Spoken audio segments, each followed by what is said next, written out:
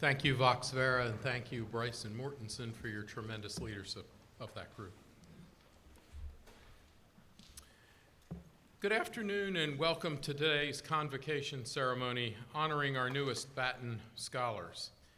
And thanks to those watching on the Virginia Wesleyan University Digital Broadcasting Network. During our matriculation ceremony in August, I commented on the generosity and vision of those who made this incredible program possible. Once again, I thank the Batten family for their belief in Virginia Wesleyan and the three pillars of the Batten Honors College: environmental stewardship, global engagement, and leadership. We host this ceremony in recognition of the mission for all Batten Honors College scholars to become impactful leaders and environmental stewards in the global community. I'd also like to thank the Schumedine family and the Ryan family for their generous support of our Batten Honors College. I understand that our benefactors are all watching today. During today's ceremony, our new scholars will be presented with pins which are specifically designed for the Batten Honors College, one of just 147 honors college programs nationally. Out of a pool of over 30,000 potential students, you are one of just 41 students chosen to this highly selective program. You were invited on the basis of academic performance, compelling personal essays, and remarkable service and extracurricular activities.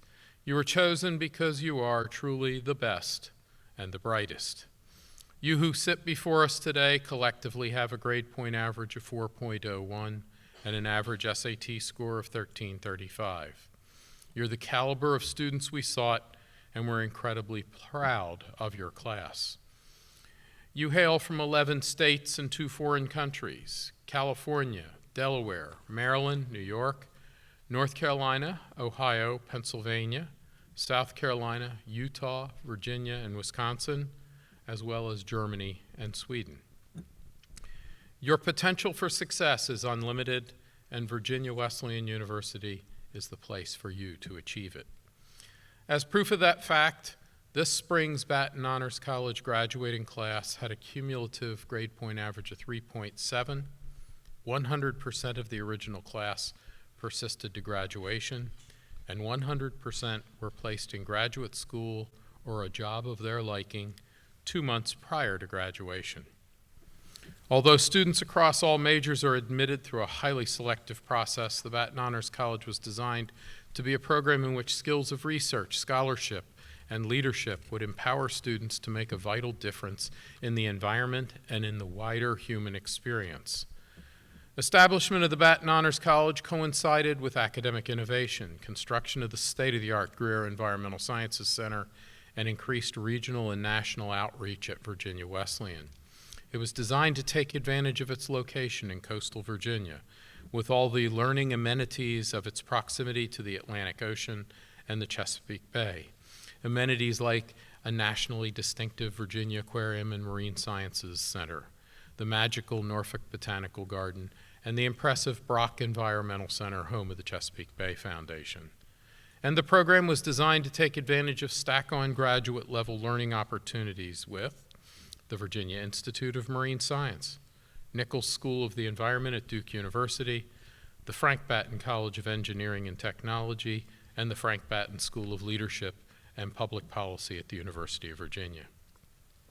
Each of you will benefit tremendously from these and other institutional initiatives because you're joining the Batten Honors College at the right time in Virginia Wesleyan University's history. You'll benefit from a time of unprecedented growth in terms of physical assets and academic programs on this campus. These improvements enhance the value of your degree. The pins you'll be given today represent the completion of the rigorous selection process, orientation to the mission and ideals of this highly selective program, matriculation, and now full integration as members of the university community. I know you'll wear them with pride, on campus and off, and with recognition that you richly deserve as the newest scholars to enroll in this prestigious program. Before our students are pinned, It's my honor to introduce our event's keynote speaker, Dr. D. Derek Aday, Dean and Director of the Virginia Institute of Marine Science at the College of William & Mary. Virginia Wesleyan has a unique partnership with William & Mary's School of Marine Science at VIMS, which promotes enrollment of graduating Batten Honors College students in the Master of Arts in Marine Science program. Each year, one seat in the master's program will be reserved for a BHC graduate who meets admission criteria, although no cap is placed on the number of students who may be admitted to the program. Provided they remain in good academic standing, selected students who are Virginia residents will receive an annual fellowship with a value worth at least 50% of tuition. Non-Virginia residents will receive an annual fellowship with a value of at least $12,500. VIMS will also offer opportunities for students to earn additional assistantships, fellowships, or other awards in the second year. This incredible opportunity is just one of the many value-added offerings Virginia Wesleyan provides to students in this elite academic program. I hope the first-year students we're recognizing today keep this opportunity in mind as they continue at VWU and think about life after graduation in 4 short years. Dr. Aday is the Dean of the School of Marine Science and Director of the Virginia Institute of Marine Science, located in Gloucester Point, Virginia. He earned his Master of Science in Aquatic Ecology from Louisiana State University and his PhD in Ecology and Evolutionary Biology from the University of Illinois. Prior to becoming Dean and Director of VIMS, his research focused on aspects of aquatic ecology, conservation biology, fishery science, and environmental toxicology. He's been published in numerous journals, currently serves as the editor-in-chief for Transactions of the American Fisheries Society, and has been selected for many honors and awards throughout his distinguished career. Trustees, faculty, staff, students, parents, and friends, please join me in welcoming Dr. Derek Aday as our Batten Honors College Convocation speaker.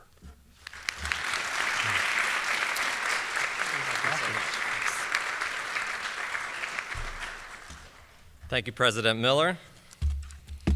It's a lovely campus, beautiful performing arts center. You'll be relieved that I will be performing no arts today, but I'm thrilled to be with you here and want to bring you my warmest greetings from the faculty, staff, and students of the Virginia Institute of Marine Science. I want to offer my sincere congratulations to the newest scholars and a welcome back to the current students, faculty, and staff of the Batten Honors College.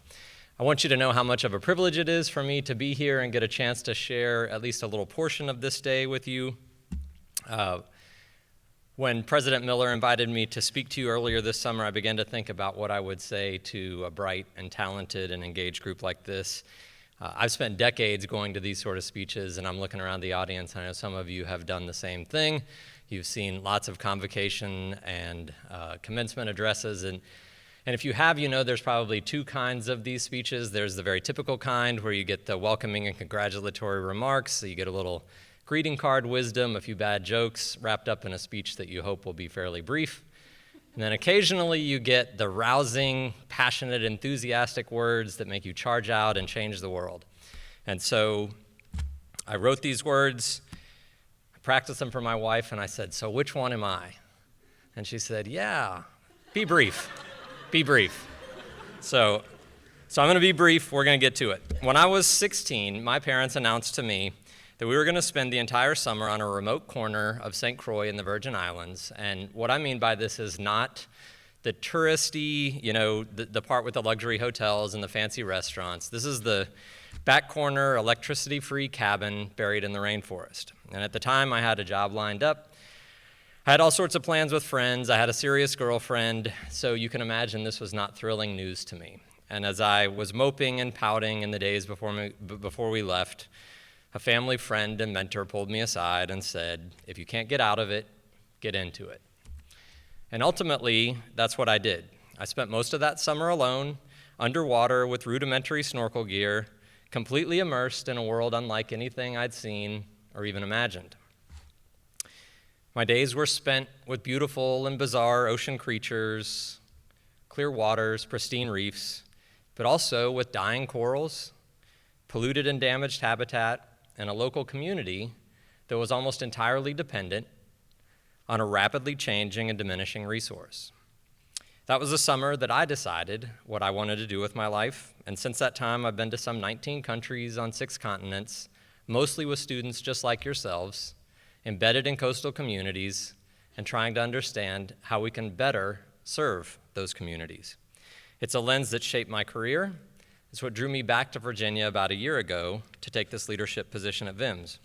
It's also a time in my life that I reflected upon as I thought about these remarks and thinking about that period, and in particular, having just dropped my youngest off at her new college, I was forcefully reminded of what a time of great transition this is in your lives. In ways that are maybe not quite clear to you yet, you'll be beginning the process of going from who you were to who you will be. And this transition is happening at a fairly interesting and dynamic time in our nation's and world's history. If you've paid even the slightest attention to the world around you, it would be fair of you to level some criticism at my generation and others ahead of you for leaving at least a few unsolved problems. We call that job security for your generation. You can thank us later.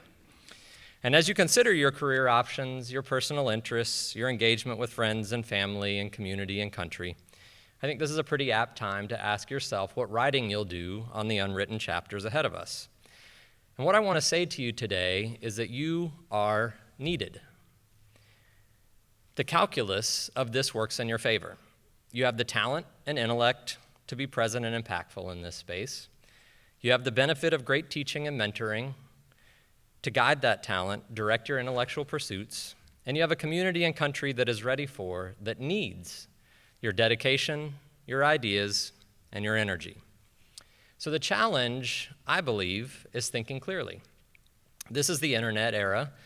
You've likely grown up entirely within it, and for all the doors that it's opened, I believe in many ways we are less informed and more detached and more isolated from each other than we were before. News sites are now left-leaning or right-leaning, and they're more about affirmation than they are about information.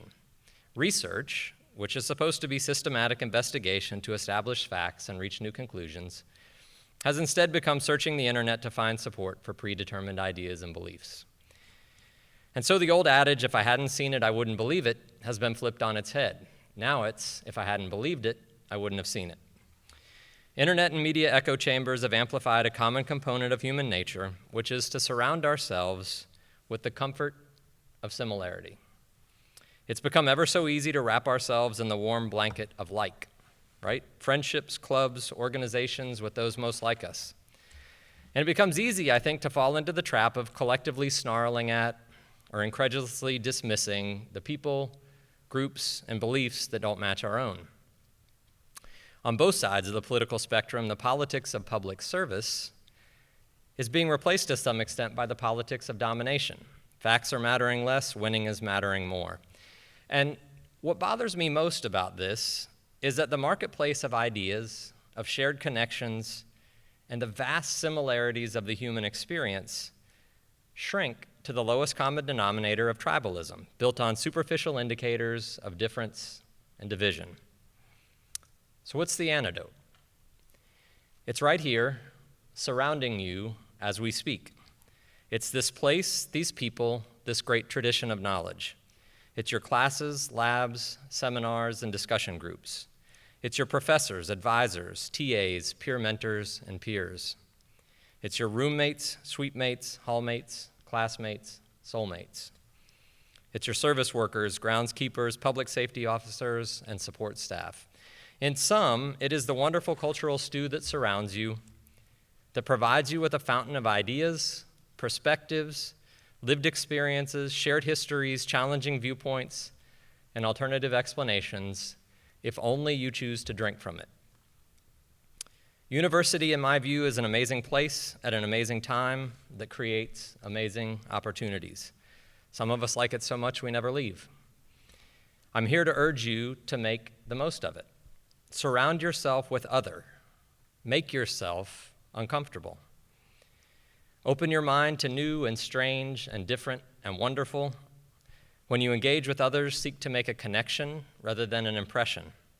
If you do, regardless of the path or profession you choose, you will become a citizen of the world, armed with a variety of knowledge, perspective, and viewpoint diversity necessary to lead us through whatever new and ongoing challenges we face. And it's here that I can pivot back to where I started with my own journey and current path, because one of the biggest challenges we face happens to be connected to water. How we use it, how we move it, how we deal with its very unequal distribution on this planet. If the major geopolitical commodity of today is oil, I believe that tomorrow's is water. In fact, we already move it all over the planet, from places that have plenty to those that have nearly run out. Sometimes that's direct movement, but mostly it's through what we call virtual water, the water that goes into the products that we use and that we depend upon every day. So let me hit you with a few trivial pursuit facts here. It takes about 1,200 gallons of water to produce one single 1-pound bag of coffee. It takes about 650 gallons of water to make one single cotton t-shirt. About 13 gallons to grow an orange, and ironically, about 1.5 gallons to make the plastic bottle that holds the 16 ounces of your favorite bottled water. And as I talk to you about this today, it's not just because of my background, it's because, as you're all well aware, we live in one of those places that has plenty of water. Life in southeastern Virginia generally means being surrounded by it. Boating in it, fishing on it, developing around it, moving it out of our flooded homes or businesses, waiting in traffic to drive over the top of it.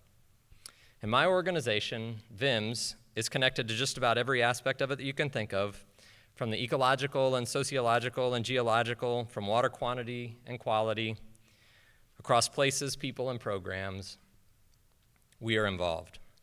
So if your passion happens to lead you in the direction of environmental or social issues, particularly those connected to water, then I invite you to take advantage of the connection that Virginia Wesleyan has with VIMS. You may not be aware that you have a top 5 coastal marine institute essentially in your own backyard. And perhaps the best, or at least the most fun aspect of work at my institute is that we're really committed to science for solutions. We are a place where you can and will have a difference, make an impact. And that's true whether you're interested in charismatic species, social dynamics and human dimensions, global change issues, water quality issues, or conservation and management issues. We have some amazing resources that make that work possible, like the largest seawater lab facility of its kind in the world, the longest running shark survey in the world, the best shellfish aquaculture program and some of the best fishery surveys, coastal modeling, and water quality monitoring programs in the country. And best of all, and I mean really best of all, we have the human resources we need to make a difference. We have those citizens of the world, the faculty, staff, and students that are committed to using their creativity, innovation, and collaboration to solve these grand global challenges and train the next generation of scientific leaders. I invite you to get to know us, decide whether your future interacts with our interests and expertise. I'm so very pleased that we have a formal partnership with Virginia Wesleyan, and I hope that we can expand and grow that partnership through time. So I want to thank you for the opportunity to share the day with you. I want to thank you for taking up the challenge that generations ahead will leave for you to address. I want to thank you for offering up your talent, passion, and dedication to whatever it is that you choose to take on. And mostly, I want to thank you for not throwing things at me during this speech. I'll leave you with words from one of my favorite children's books. You're off to great places. Today is your day. Your mountain is waiting, so get on your way. Thank you.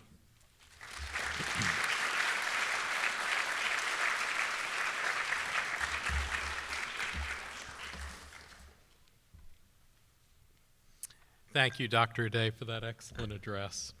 It's my distinct pleasure to present you with the Wesley Award for Outstanding Leadership and Vision in Education, Climate Science, and Coastal Issues. We're so proud to have you and the Virginia Institute of Marine Science as friends and partners for our university and the Batten Honors College. Come on, over on this side.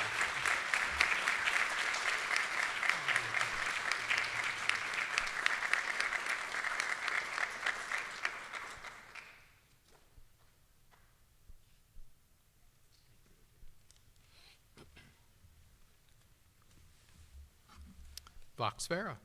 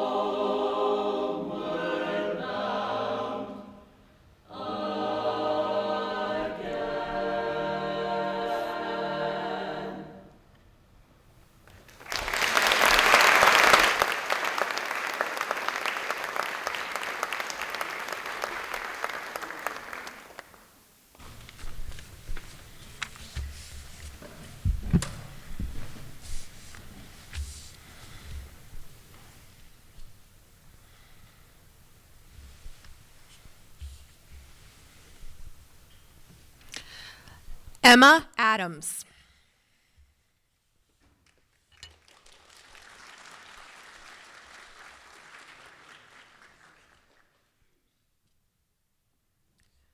Gavin Ash.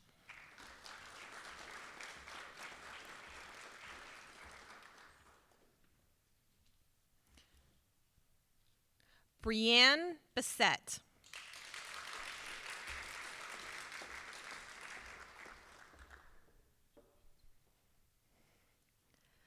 Anna Collins.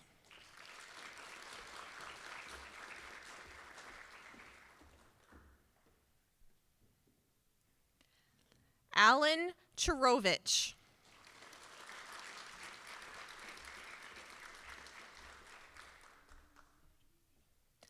Emily Deitch.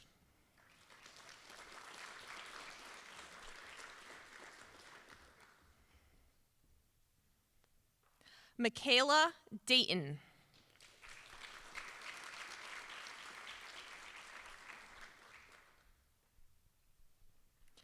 Ashton Dodrill.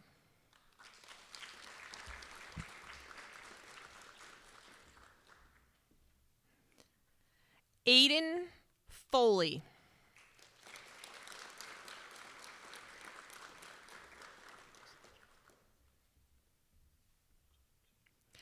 Noah Fowler.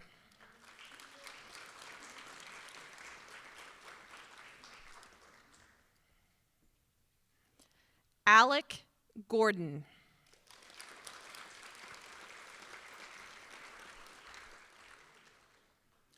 Jasmine Gorney.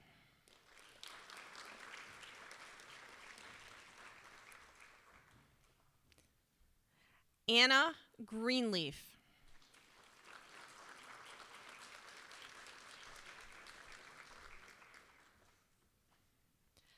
Kaylee Grimstead.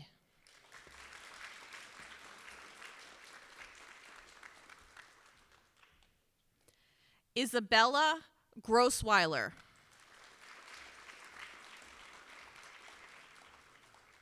Victoria Hanlon.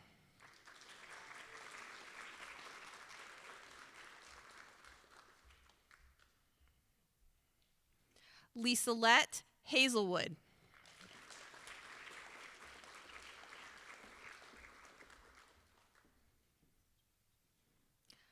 Jacob Hofstetter.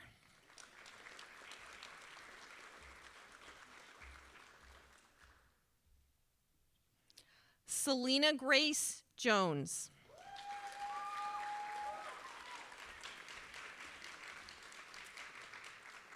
Jonas Utes.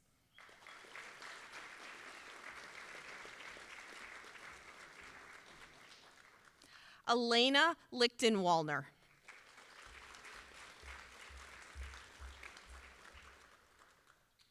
Tyler Nall.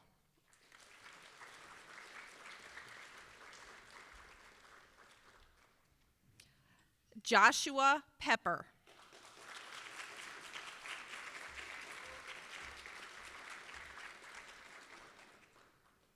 John Post.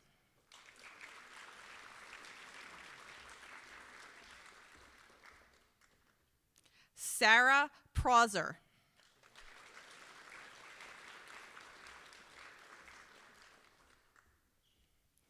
Sydney Queen.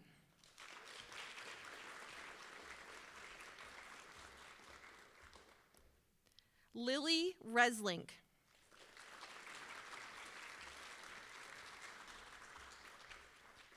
Sarah Richards.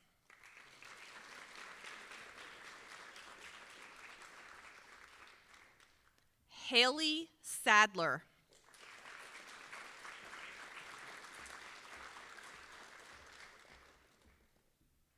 Megan Setlak.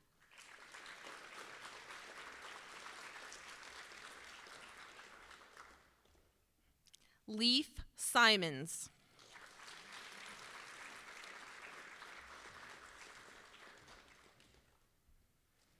Elizabeth Smeltzer.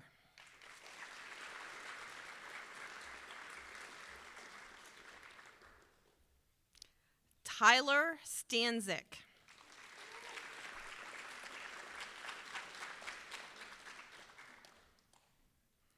Andrew Steiner.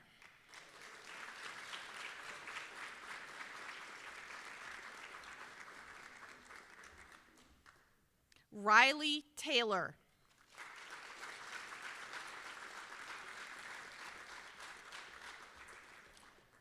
Abigail Villacrucis.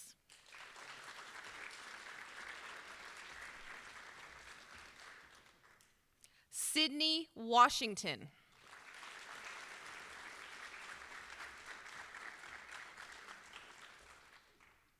Hannah Wright.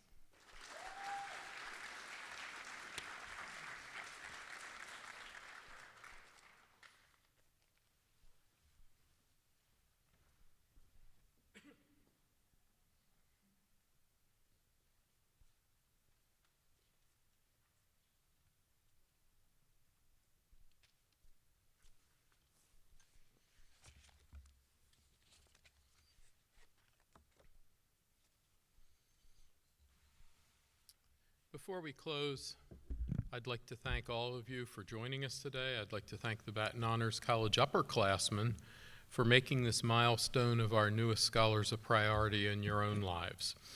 This is the kind of community involvement that makes the Batten Honors College such a special place to study and to grow. Thanks to the family and friends who are here today and to those who are watching our live stream. Your students love you and miss you, even if they don't call or text as much as you'd like. And thank you to our newest class of Batten Scholars. You made a great choice in coming to Virginia Wesleyan, and I hope you're jumping into your courses and co-curricular activities with both feet. As the saying goes, it's a great day to be a Marlin.